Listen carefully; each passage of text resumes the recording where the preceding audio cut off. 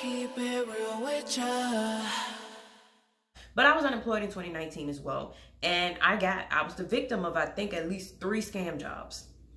And when I say I was the victim of it, I mean, like, I went all the way through the interview process and everything before I realized that it wasn't right for me.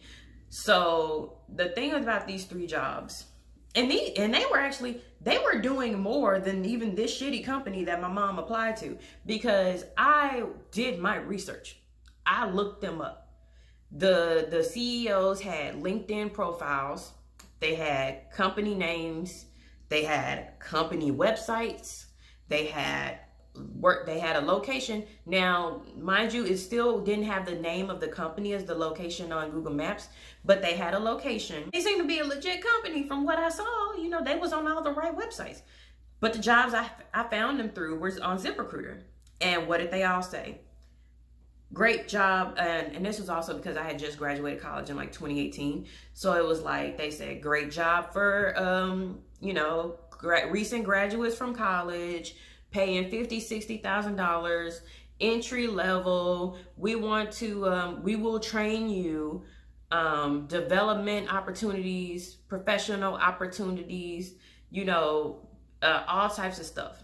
And so even though the job seemed a little bit difficult, they had job descriptions, but the job descriptions were vague. They were very vague, because most of what the job descriptions talked about was all the opportunities you were going to have working there. Like how you were going to be like put through these training regimens where you were going to be developed so quickly.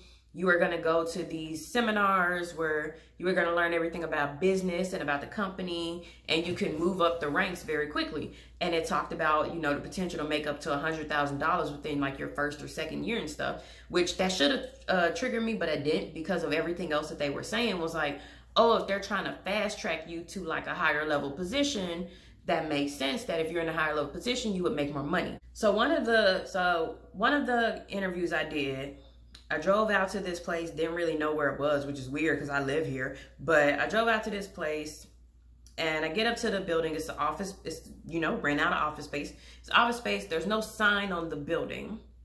So I had to figure out which door was which. And the interview was kind of like business casual or whatever. They told you what to wear in the interview. And so I come in and it's this small room and I see older Black women. Yeah. And they're sitting there in their t-shirt and their jeans, and they're like, I don't have any work clothes, because they were in a similar situation as my mom. They've been working the same job forever, and now they have left that job for whatever reason, and now they're trying to get back into the job pool. And so there's all these older Black women there. And then there was one person out front. It wasn't an actual desk areas. It was just like a table. And then there was a woman out front, and she was like, who are you? Okay, write down. All right, you're going to meet with the CEO. And I was like, a meeting with the CEO? That don't make no sense. He's the one hiring me. He's my hiring manager. And they were like, yeah. And I was like, unless I'm an executive or an executive assistant, why would the CEO be my hiring manager? Things that I should have thought about at the time, but I didn't. I thought, I was like, oh, okay, well, it's a small company. It's ran by this Black man. He's just very involved with the hiring process. I was making excuses. So I get there and I get to the back and I come in the room where the CEO is, right? Tell me why it is. First of all, it's the smallest room I've ever seen a business owner be in, first of all. But the only thing in that room is a desk, 2 chairs, and the CEO, the Black man. There is no name placard or anything like that.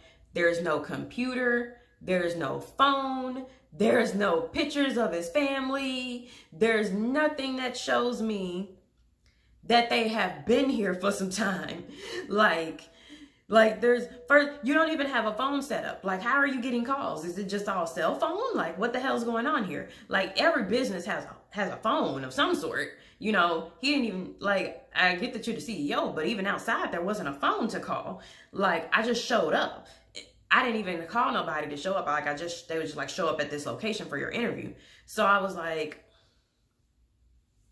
And then also, he didn't have my resume. He didn't know who I was. Luckily, I brought my resume because I was speaking with the people at my college and they were like, bring your resume. I brought my resume. So he takes it and he's reading it and he's just talking about, oh, you were in college, you did. And he's just going through the motions with me, right? Which is not uncommon to get a job interview where they just kind of go through your resume and just give you opportunities to talk about how great everything you did was or whatever.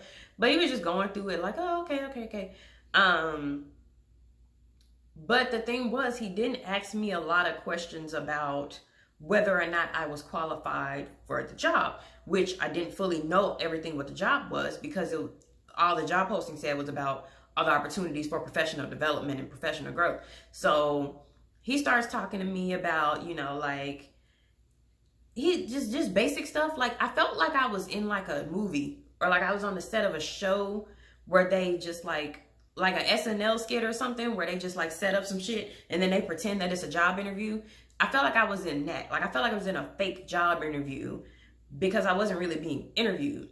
And then he was talking to me about all the stuff that they do, but it was still very vague. And he really talked more about the type of personality you had to have to work there. Hard worker, determined, all the nice things you want to say, like, ability to handle pressure and meet deadlines.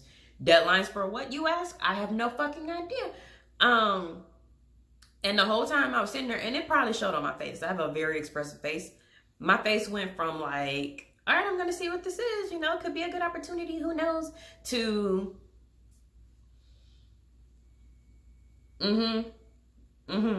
okay. Because I literally was just like, you ain't telling me nothing. Like, you smooth talking and you're doing a lot of talking, but you ain't telling me nothing. And it felt weird to be talking to somebody who's talking, but they're not saying anything. And it was just like, it's going to be a great opportunity for you. Yeah, but what is the opportunity, by the way? Like, I was asking these questions and he was not ready to answer them. I think he thought I was going to come in and just be like, yes, everything. Yes. When can I get my first paycheck? Yes, I would do whatever you say because I need a job. Which, don't get me wrong, in the back of my mind, like behind my face was kind of that feeling of like, man, I really need a job. And, these are the only places I'm able to interview with. And, I was giving him all the benefit of the doubt, especially because he was a black man. And I was like, black man trying to start his own business. But nothing about what he said made it seem like this was like a small business or like a young business even. Like, when I looked at their website, it seemed like they'd been around for a minute. Like, that website was hella professional. That website was amazing. Like, it was awesome. They had the name, they had the LinkedIn, Like, they seem to have way more on LinkedIn. They claim to have way more employees than I saw in that office space, so things just wasn't adding up because by the way that their LinkedIn and their website was, I would think that I was walking into an official building that would have their company name, that would have company logos all over the wall, because your branding's got to be A1 for you to have a website that good. Even if you just paid somebody to do that, you pay that person to come in and design your office space. Now, that's assuming this is an office space that you actually use. And they don't. But I didn't know that at the time. But it was really getting me by the fact that I didn't see anything on the desk. That really got me because I'm like, there's no way you're a CEO of a company that's this nice and you're in this closet. Like, it was the size of my current closet, which is a walk-in closet, but still. And you're in this closet with this desk and a chair and nothing on your thing but like your cell phone and then the resume that I gave to you. You didn't even have my resume. So I was feeling some type of way about a lot of stuff. And he was like, and I was like, and I usually I ask this, like, what can I expect and stuff. I didn't have to ask it. He told me, we'll call you back for a second interview if we feel that, you are going to be a good fit for the team. And also I was like, oh, okay, cool. I never heard back from them. I'm glad I didn't. I wouldn't have went, first of all, but I think he could tell on my face that I was just like, no, because they never told me what I was doing. He didn't tell me what the job was. He just was talking about how great of an opportunity it was. And I'm like, an opportunity to do what? at least with the MLMs, at least with Amway and stuff, they were like, you're going to be your own boss and you're going to sell things and you're going to get other people to sell things and you're going to make money. Like, at least they explained this shit to me. This guy didn't tell me nothing about what I was going to be doing. I'm like, I was half expecting him to ask me to pay him to like start the second interview process or something, or like pay him to invest in myself. Like, I don't know what was going to go on because I had no idea. And I was so confused by what happened when I left there, because I was like, I dressed up for this. I dressed business casual. I barely owned business casual stuff at the time. I think everything I had was like hand me down, or like people had let me borrow. And I was like, I dressed up and I drove all the way out here for this in my trash car that can't drive on the expressway, so I had to take the streetway. Like, this some bullshit. Let me explain how I found out that this other company was trash. So I did more research on them after the interview because I was like, these people are fake. I gotta find the evidence that they're fake. And what I found was this company had found another company and they literally just copied that other company. When I put their websites up next to each other on the screen, it was word for word copying what that other company had said. It copied the images, it copied the words, it copied the design of the website. The only thing that was different was the name of the company, and then the page where they showed who worked there was different people because the CEO guy put himself as the CEO instead of the other people who was in that other company. And when I looked up that other company, they seemed to be more legit in the sense that you actually knew what they were doing. Like, you could tell that they were very specifically doing, I can't fully remember what it was that they were doing, but they were like doing like some engineering stuff, and they were talking about like the professional corporate side and innovation and all of that stuff. So they talked more about exactly what it was that they were doing and why they were so good at their job and why a lot of companies work with them, because they trust them to, set up these contracts and like, do all of this stuff. So they took these people's website and just copied it completely, bought a domain, copied it completely, gave it a new name, and put some new people, put some new faces on it, and said, we a business now. And that pissed me off so much because I was like, damn, y'all slick as fuck.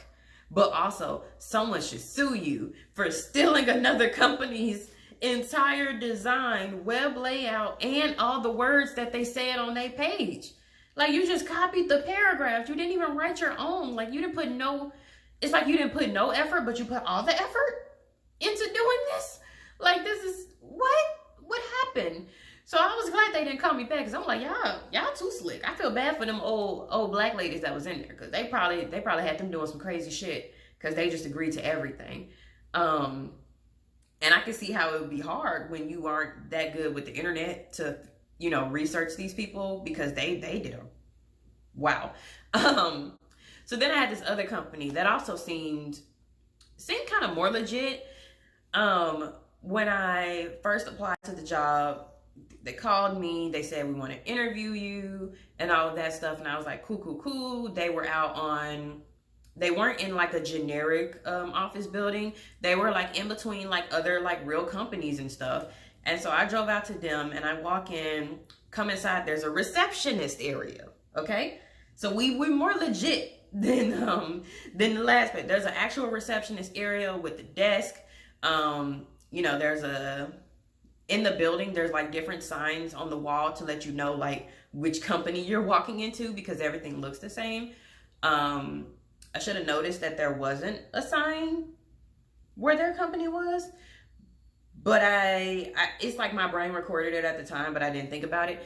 But I come in, there's a receptionist area, there's like a TV up on the wall. It's like an actual receptionist desk with like business cards and a phone, and the lady who set up my interview was there, and I could see her like answering the phone and like telling people to come in and where to go, and like telling people to come in for the interview and stuff. Like, that all seems super legit because it's a real area, and there's me there, and there was another woman there, also a black woman. She was dressed as best as she could, but it wasn't business, but it was like, like you know, like if you shop at one of those places where you could just kind of wear a nice dress. So she just had a nice dress on, which can pass for some women in a business casual setting. So it wasn't that bad. But she was there, and we both were talking about how we were nervous and trying to interview and stuff, trying to get a job. Everything seemed real official. You know, there was more people there than at the other place. So it seemed more legit. And I did get a peek because the CEO was also a black man. And this is not to say that black men are scammers. It just so happened that the companies that scammed me were the black men were CEOs, and it's probably because I live in a mostly black city, like the inner city and stuff. So it was kind of one of those things where there's gonna be black men who are scammers because there's a lot of black people in the city, pretty much. But could have just easily, if I was somewhere else, been a white dude. I don't know. They might have scammed more people if it was a white guy, honestly. But you know, black people can be scammers too. So I peeked into his office because he had opened his door and stepped out for a minute. And another thing that made it like more legit was that there were signs next to each individual room. So the CEO's room did have like a little placard thing that it wasn't a plaque, but it was like you could slide in like the name tag, and it was like so-so CEO, whatever. So I was like, oh, that's the CEO's room. And so I opened the door, and he was in there. There was a TV in there. He was, there was a computer there. So he was like doing stuff on the computer. I should have noticed this, but I didn't at the time. I was like, ooh, there's a computer, there's a TV. It's more legit. You know, this is a bigger office space. He also did not have anything else on his desk though. He didn't have pictures of family. He didn't have like his diploma on the walls. He didn't have a office phone in there. He just had the computer, and he was doing stuff on the computer. I couldn't see what he was doing on the computer. It was away from me. But he was on a computer. So there's those little things that you can see that kind of like, you know, tip you off in your brain, but you don't let your brain tell you. You just kind of ignore it.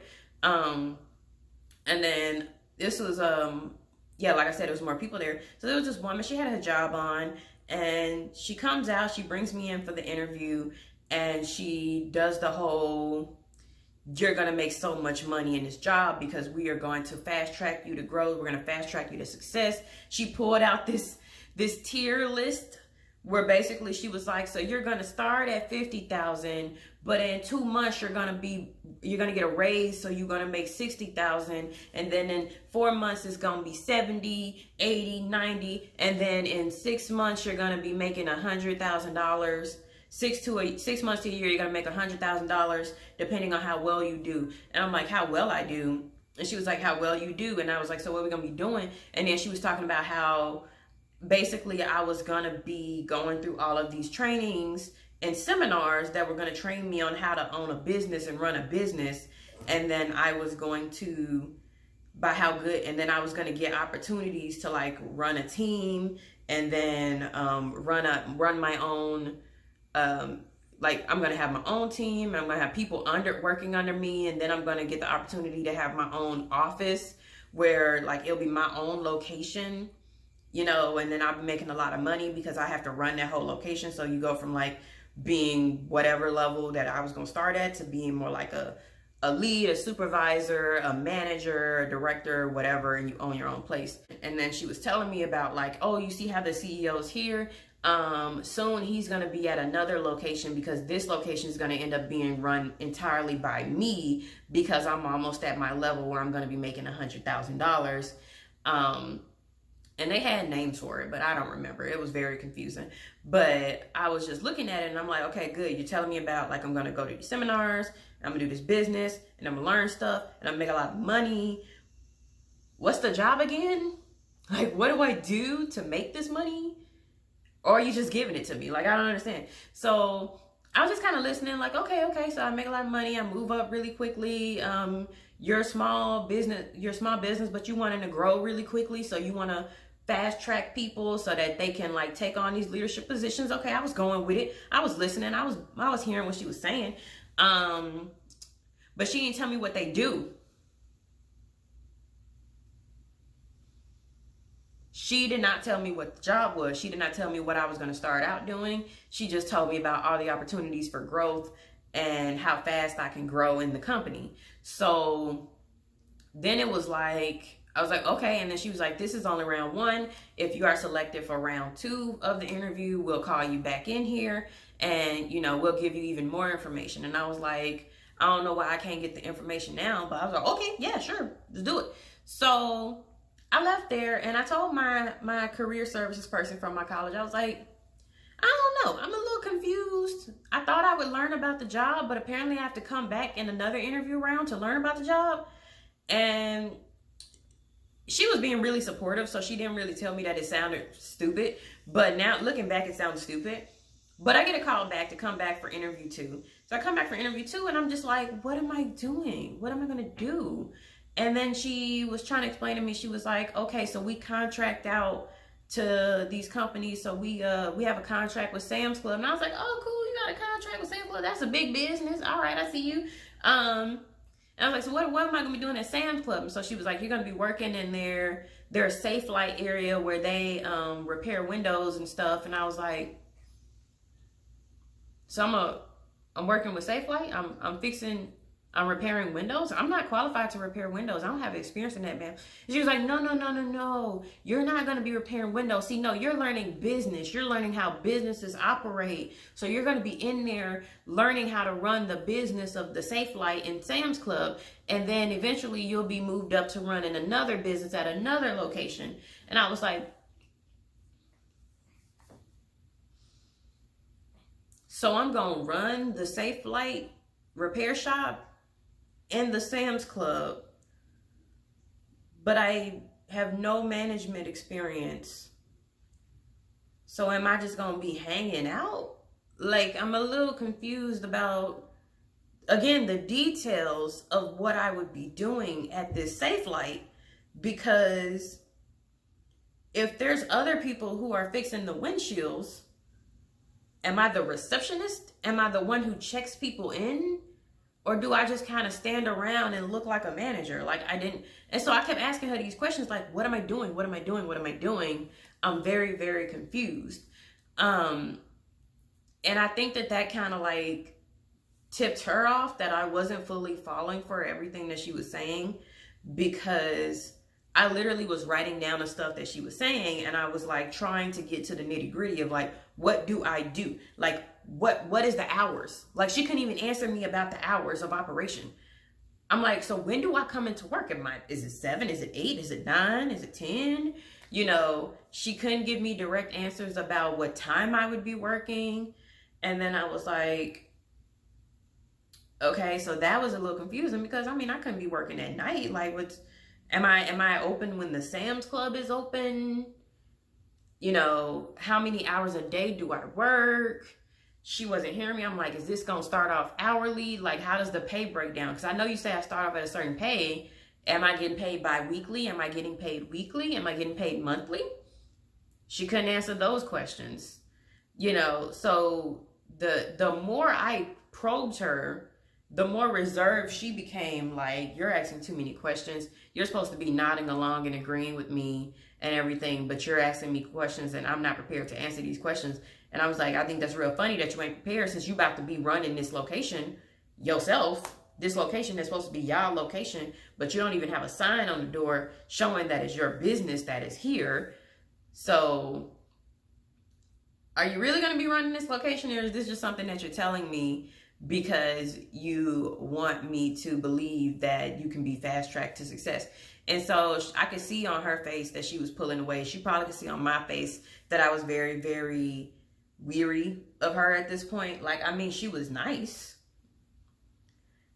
but that don't make the situation any less sus than it already is. And so I was like, she couldn't tell me what I was going to be doing exactly, even when I'm on interview stage 2. You can't give me details about my hours that I work. You can't give me details about the exact job duties that I'm going to have, the exact responsibilities that I'm going to have. When is the pay going to even start coming in? Like, you couldn't give me any of those answers.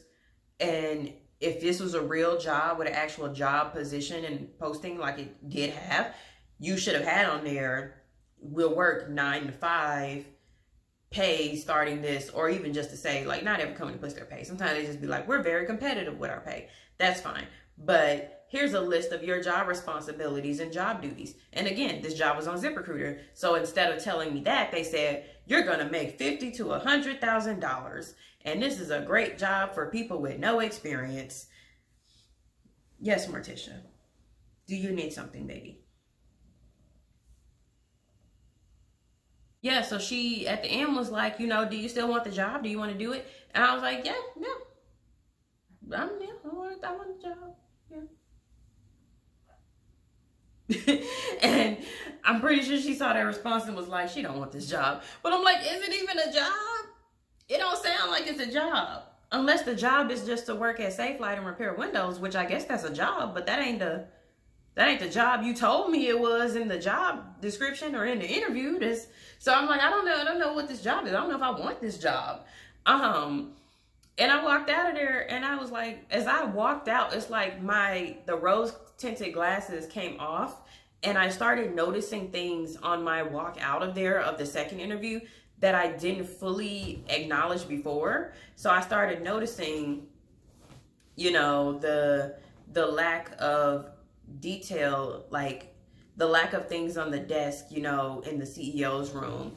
You know, the receptionist had a phone where she called people from, but the CEO didn't have a phone. And in the office with the woman who said she was going to be running the office space, she didn't have anything on the desk. She didn't have anything on the walls, nothing on the desk, no phone that went directly to her. Nothing was on that desk except for the shit that she brought and the shit that I brought. And then you know, it's like when you walk into a business, you just see a lot of shit. Like, people who work at an actual company or business, like, they're planning roots down. They're going to be there for a while. So people are going to have pictures of their family. They're going to have awards. They're going to have diplomas. You know, they're going to have company awards. You know, if the company was on Forbes Top 100 or whatever, they'll have that up on the wall. Or they'll have branding stuff up on the wall with their motivational things of like, you can do it, and we're a team, we're a family. They would have shit everywhere. And you notice that when you go into every company, that was just missing from these scam companies that I went to. And obviously they never, also I said that I wanted the job. They were going to call me back for a third round of interviews. I never got called back for the third round of interviews. I don't know what the fuck the third round would have been. I guess maybe they would have actually answered my questions. And I started doing more research about this company. Again, I had researched them before.